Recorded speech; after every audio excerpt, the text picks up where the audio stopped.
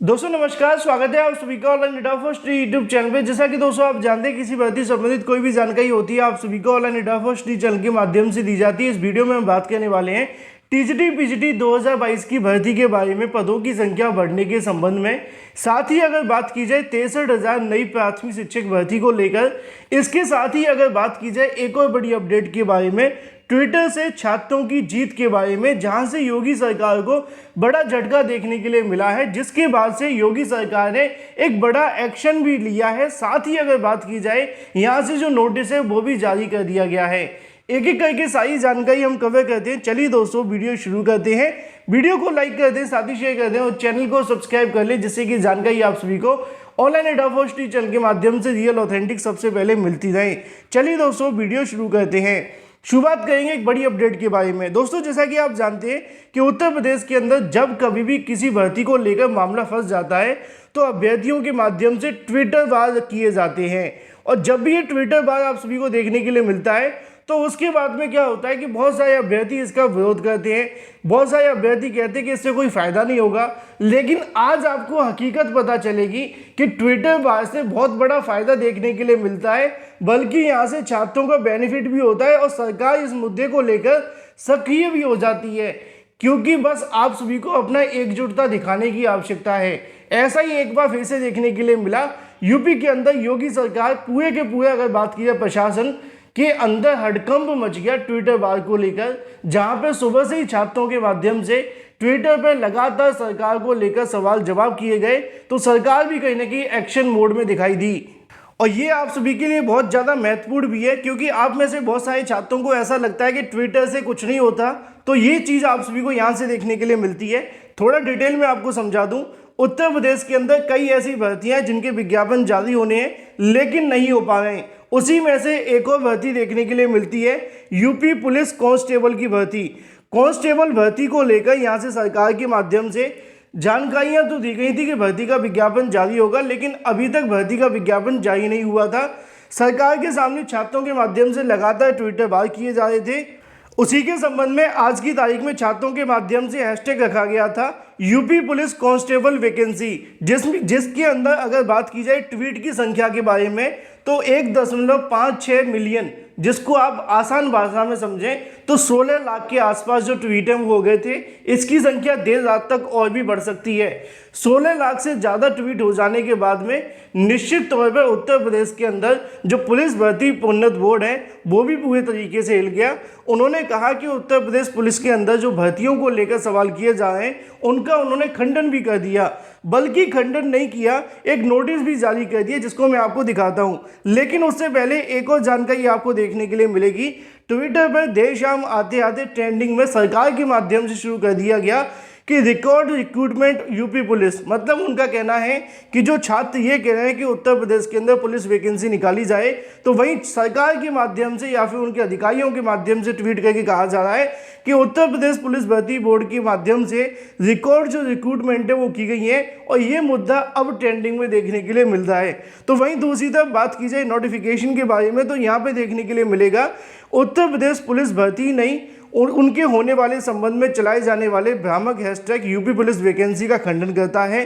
कथित Twitter handle द्वारा सुनियोजित तरीके से यूपी पुलिस वैकेंसी को लेकर ट्रेंड कराया जा रहा है, जिसके माध्यम से यह भ्रामक दावा किया जा रहा है कि उत्तर प्रदेश पुलिस ने 5 वर्षों में भर्तियां नहीं हुई हैं।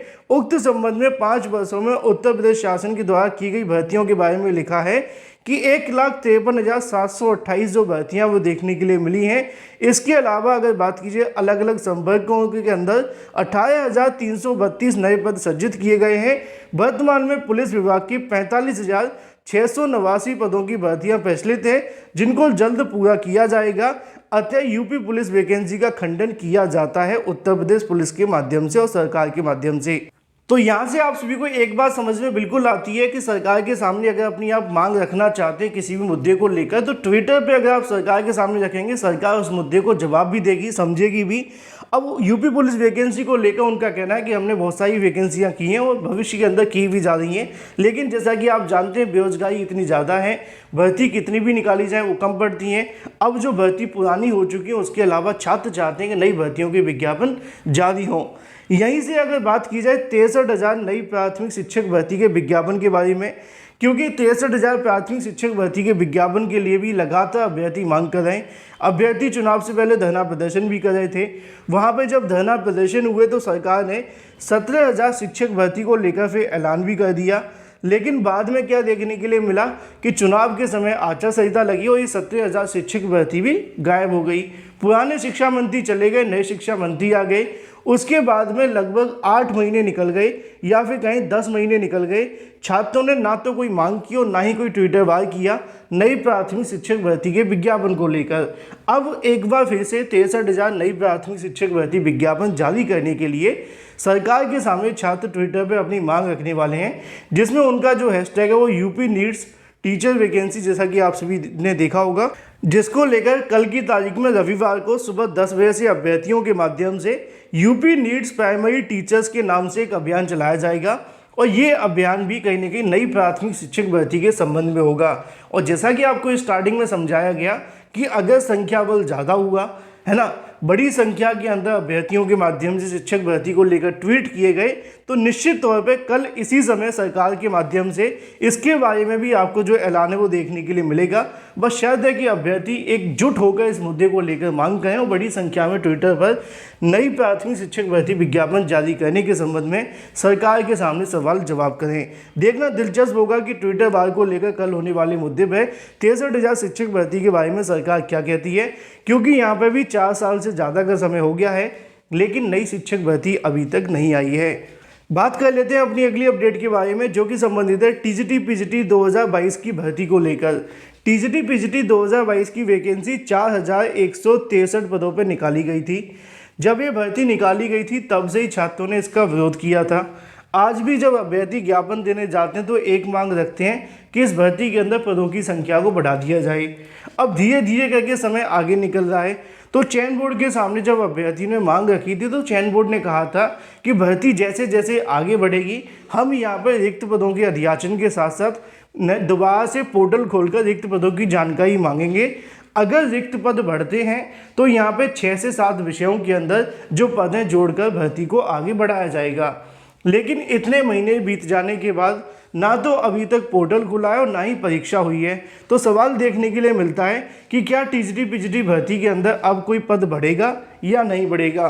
तो इसके बारे में जानकारी कई अधिकारियों से मांगी गई। तो एक बार फिर से अगर बात की जाए अधिकारियों के बारे में, तो उनकी तरफ से यही कहा गया कि जो टीजीटी पीजीटी भर्ती के संबंध में प्रोसेस हैं उन सभी को करने के लिए उनके पास में पर्याप्त संख्या में सदस्य नहीं है। अगर सदस्य आते हैं तो उसके बाद में इस भर्ती के प्रोसेस को शुरू किया जाएगा। और अगर आवश्यकता बनी या फिर अगर चीज़ें क्लियर होती हैं कि भाई पोर्टल खोला जाए और सहमति बनती है बोर्ड के माध्यम से, तो हो सकता है कि दोबारा से जो पोर्टल है वो खोलकर रिक्त पदों की जानकारी मांगी जाए। मतलब हम ये कह सकते हैं कि टीजीटी पीजीटी भर्ती के अंदर पदों की संख्या बढ़ने को लेकर अब मुश्किलें होती जा रही हैं, क्योंकि अब जैसा कि आप जानते हैं भर्ती बहुत आगे निकलती जा रही है, काफ़ी लंबा समय हो चुका है और पोर्टल खोलकर रिक्त पदों की जानकारी मांगना फिर सत्यापन करवाना, इसमें और भी समय लग सकता है।